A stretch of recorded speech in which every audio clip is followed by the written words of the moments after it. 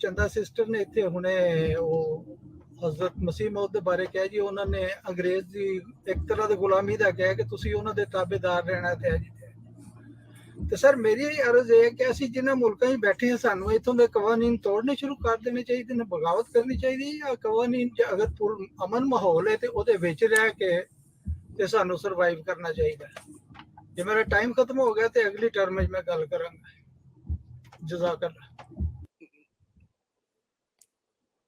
ਬੜੀ ਮਿਹਰਬਾਨੀ ਜਨਾਬ।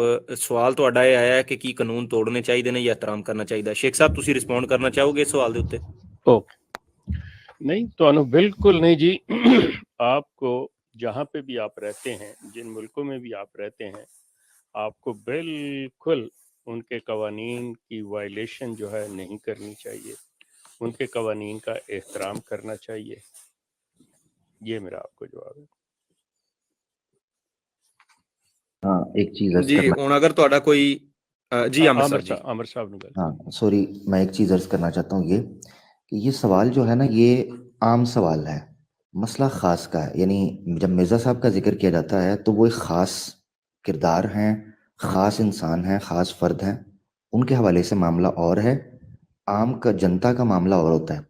मिसाल के तौर पर नबी पाक सल्लल्लाहु अलैहि वसल्लम मक्का के अंदर एक ज़िंदगी गुजारी है, 13 साल की ज़िंदगी।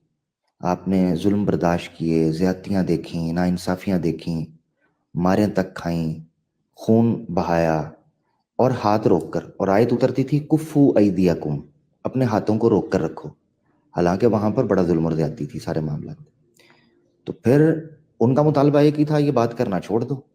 वो ऐसे तो नहीं कहते थे कि हमें तुम्हारे वजूद से ही मसला है, वो कहते हैं हमारे खिलाफ जो है ना बात करना छोड़ दो, फिर जो मर्जी करो। यहाँ तक आ गए थे मुशरिकीन मक्का, जब हज़रत अबू तालिब के पास आए तो आकर कहने लगे कि ये दिन डिवाइड कर लेते हैं, इतने दिन आप कर लो इबादत और इतने दिन हमारी मूर्तियां जो है ना वो उनकी इबादत होगी। तो अल्लाह के रसूल पाक सल्लल्लाहु अलैहि वसल्लम ने कहा दाएं हाथ में सूरज रख दें, बाएं में चांद रख दें, मैं अपने हुक्म से जो अल्लाह ने मुझे दिया पीछे कैसे हट सकता हूँ। तो ये फ़र्क समझना चाहिए कि नबी जो आता है या उसका जो मनसब है उसका तकाजा होता है वो दीन के निज़ाम को नाफिज करता है, दीन के नाम को रियासती सतह पर नाफिज करवाता है, ना कि खुद उस सिस्टम का यरगमाल बन जाता है। अच्छा, फिर उस पर उसको जुल्म भी सहने पड़ते हैं, परेशानियां देखनी पड़ती हैं, ना कि वहां से मराआत आना शुरू हो जाए। ठीक है ना। यानी एक तो ये है कि कुफर का निज़ाम हो और वो निज़ाम तागूती निज़ाम हो। तागूती निज़ाम का मतलब ये है कि वो अपनी रिट कायम किए हों, इलाही कलिमतुल्लाह के लिए वो निज़ाम ना काम कर रहा हो। ऐसी सूरत के अंदर एक नबी पिनपना गवारा नहीं कर सकता। ये वो चीज़ है जिसको समझना चाहिए, यानी दो चीज़ों में फ़र्क समझना चाहिए। तो एक सवाल था ये, हाँ आम आवाम जो है ऑब्वियसली उस पर वो जिम्मेदारी और वो बार डाला नहीं गया, नबी के ऊपर ये बार डाला गया है। नबी का मकाम आवाम से मुख्तलिफ होता है। नबी का किसी जुर्म पर खामोश होना नाउज़ बिल्ला तस्दीक बन जाता है। यानी हम सुन्नत नबी पाक सल्लल्लाहु अलैहि वसल्लम के अमल को जहाँ कहते हैं, वहीं सुन्नत की डेफिनेशन को अगर खोला जाए और हदीस की कैटेगरी को समझा जाए तो तकरीर और तस्वीब, यानी आपका किसी कौल को कहना या आपके सामने किसी अमल का होना और आपका खामोश रहना, वो दीन का हिस्सा बन जाता है। तो ये बात भी समझनी चाहिए कि नबी का मकाम और नबी का मैकेनिज्म टोटली डिफरेंट होता है सोसाइटी के अंदर। जी जनाब स्टेरियल साहब, एक ज़िमनी सवाल होगी आपकी बात के ऊपर, करें जनाब।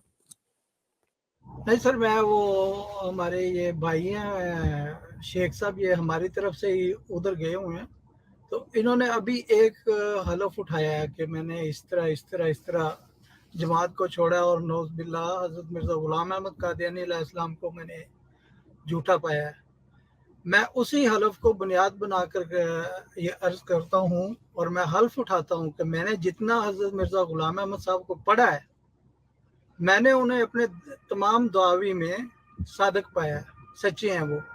और अगर इस तरह के दावी उम्मत में उनसे पहले किसी बुजुर्ग ने नहीं किए तो आप उनको किस कैटेगरी में लेंगे? कज़्ज़ाब लेंगे या वो उनको पुरमारफ उनके आरफाना तहरीरों को उसी जगह पे रखेंगे जहां उन्होंने अपना खुद को पेश किया है?